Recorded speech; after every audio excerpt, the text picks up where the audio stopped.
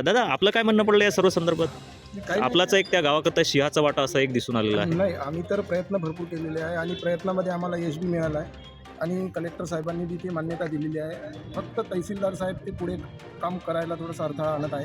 आता कशामुळे आणत आहे त्यांच्याकडे वेळ नाही किंवा काय आहे ते कळून नाही राहिलं अजून, म्हणून आम्ही आज कलेक्टर साहेबाकडे आलेलो आहोत. आम्हाला हे पण थोडंसं कळालं होतं का तुमच्याच काही गवळी समाज संघटनेचे, महाराष्ट्र गवळी समाज संघटनेचे लोक पदाधिकारी बसून त्या गावाला व्यक्तिशः विरोध करत आहे का गावात रस्ता नाही व्हावा. आणि घोडे या परिवारातील घाटांजी तालुका अध्यक्ष श्रीकांत घोडे हे पण महाराष्ट्र गवळी समाज संघटनेचे तालुका अध्यक्ष आहे असं पण आम्हाला कळून चुकलं. हो, श्रीकांत गोडे आणि ते स्थानिक आहे. हा ते स्थानिक गावातलेच आहे आणि ते कसं आहे माहिती आहे का, त्यांनी बी तिथे प्रयत्न करायचं होतं, ते अडथळा आणत आहे. श्रीकांत भाऊ घोडे हे महाराष्ट्र गवळी समाज संघटनेचे अध्यक्ष आहे गंजी तालुक्याचे. बरं. पण त्यांचा मला बी 1-2 वेळा फोन आला आणि त्यांनी असं बी सांगितलं का बा तुम्ही इथे येऊ नका, म्हणजे धमक्या दिल्या. धमक्या दिल्या. सरळ सरळ म्हणजे सरळ- गवळी समाजाचा गवळी समाजालाच विरोध आहे, दुसऱ्या म्हणजे कोणाचाही विरोध नाही. कोणाचाही विरोध